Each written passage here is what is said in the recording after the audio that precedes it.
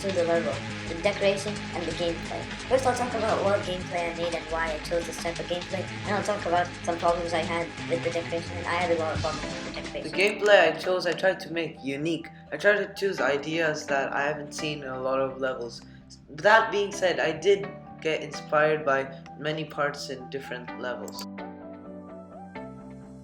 As you can see here, I tried to make it frequently switch through game modes to add an exciting effect.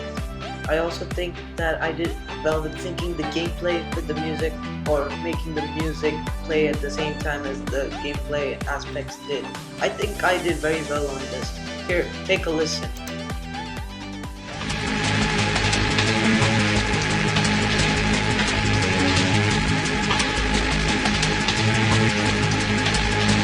This part here of the level is probably my single most favorite part of the level.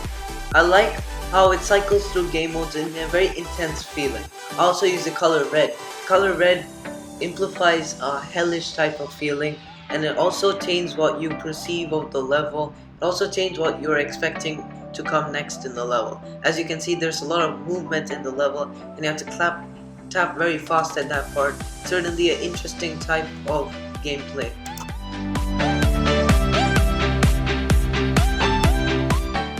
This part here was my own idea. I feel proud of it.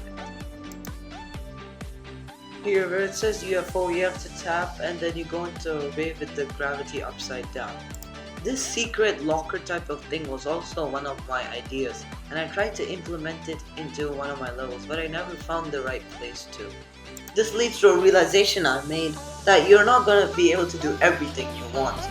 If you're trying to go to a business meeting, but you also want to go out with your friends, you can't do both of them. You're gonna always have to sacrifice one thing for another.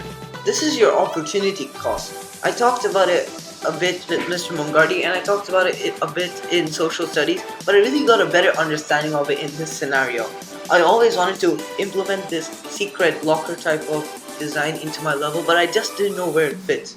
Finally, this was where it would be a perfect place to keep the secret locker.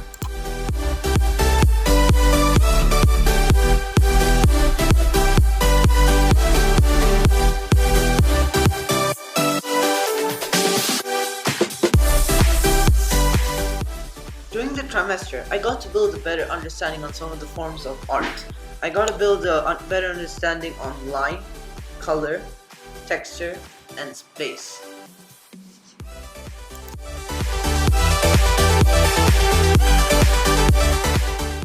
Line was something I had to work with heavily in my media literacy project. As you can see here, I use very simple lines to create a drastic effect, but at the beginning I started to create an earthen type of feel. I changed my mind halfway and chose a classic type of feel from the first parts of Geometry Dash, and it really changed the way I perceived the level. I've said this once and I'll say it again. Color is very important to the level. It directly affects the gameplay of the level. Imagine a level like this that's blue. You might imagine something quite different from what you see here. It won't use the same decorations and it'll be very different, and this also affects the gameplay quite directly.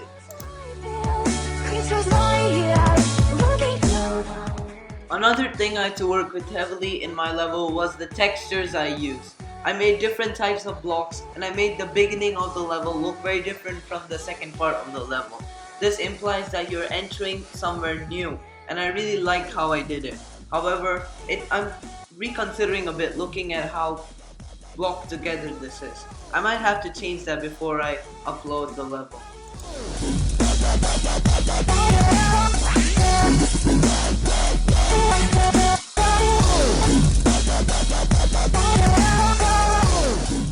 Something a lot of demon levels do is that they make the visuals very confusing by covering up a lot of space with blocks. I tried to avoid that. I tried to make it so that you could clearly see what's going on while the level's going on. As you can see here, the background is a simple, basic background, and I haven't added any extra decorations to make it look extra cool.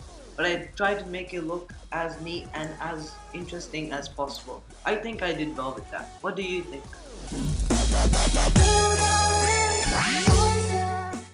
Something I had trouble implementing into my level was the ISTE Standard 2, Communication and Collaboration.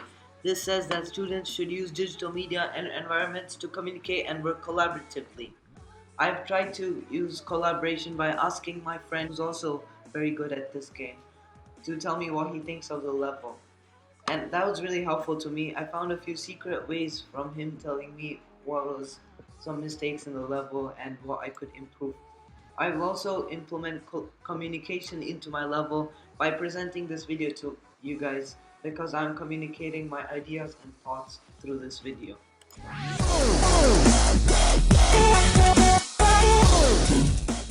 The biggest life lesson I learned from this project was that it isn't a movie. The world isn't a movie. That means that everything won't come out exactly the way you wanted it. I wanted this level to be very rhythmic. It didn't turn out that way.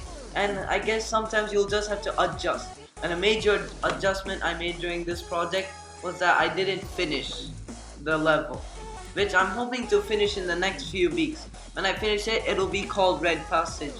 So I hope you guys play it. And now I'm just gonna show you the full gameplay, which I've edited and cut. And thank you for watching. And I've seriously learned a lot from this project.